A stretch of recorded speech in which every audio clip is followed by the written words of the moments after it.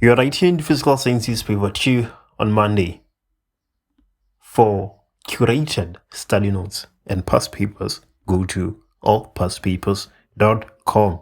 You'll have as much ease in paper 2 as I'm having in paper 1 if you go to allpastpapers.com and actually use the resources that I use to prepare these videos when you're studying for paper 2.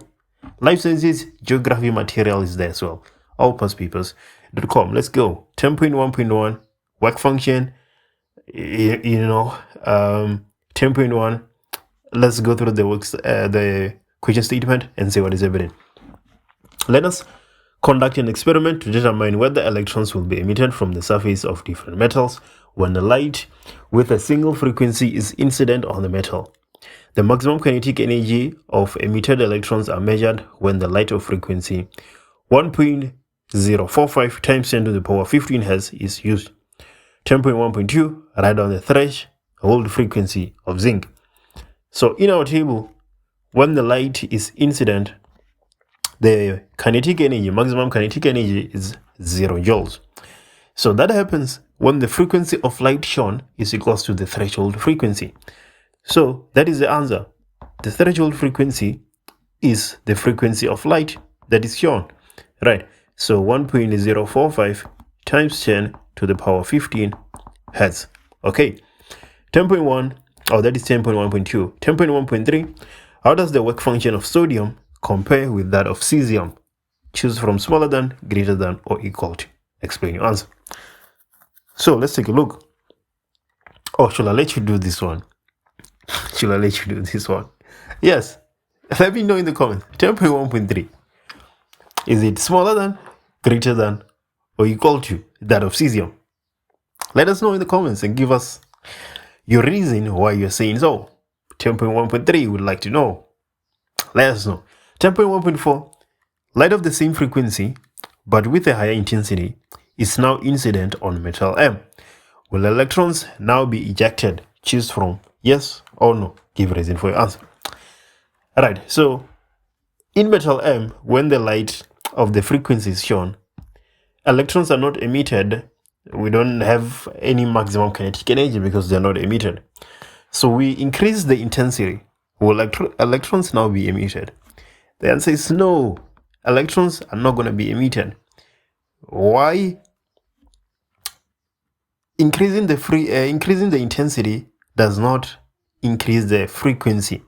Whether electrons are emitted or not depends on the frequency. We need the frequency to be equal to or greater than the threshold frequency. So even if you bump up the intensity, it does not affect whether electrons are emitted or not. We are only interested on the frequency. 10.1.4. 10.2. The diagram below, not drawn to scale, shows electron energies in different energy levels, E1 to E3. 10.2.1. An electron of this atom moves from E3 to E1. Photon X is emitted. Calculate the frequency of photon X. So it's moving from E3 to E1.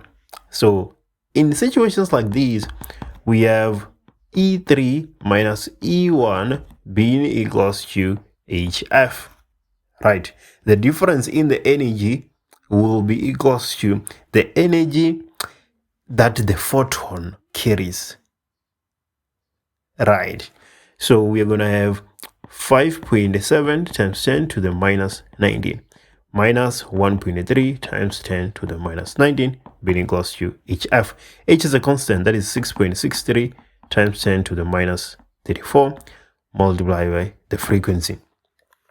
Right, so the frequency will be equals to, so now just need to press my calculator. 5.3 times 10 to the minus 19 minus 1.3 times 10 to the minus 19. I've written divide instead of minus. I don't know why. Divided by Planck's constant, 6.63 times 10 to the minus 34. The frequency is 6.03 times 10 to the power 14 Hertz. Right, that is the answer to 10.2.1. 10.2.2, Is it possible for a photon with an energy of 2.5 times 10 to the minus 19 joules to be emitted from this atom? Choose from yes or no. Give a reason for the answer. No, it is not possible. For the energy that the photon carries should always be equal to the difference in one of the energy levels, right? E3 minus E2, does it give us 2.5 times 10 to the minus 19? It doesn't. E2 minus E1, does it give us that? It doesn't. E3 minus E1, does it give us that? No, it doesn't. So it's not possible for a photon to be emitted with 2.5 times 10 to the minus 19 because the difference between all the energy levels doesn't give us 2.5 times 10 to the minus 19. So it's not possible.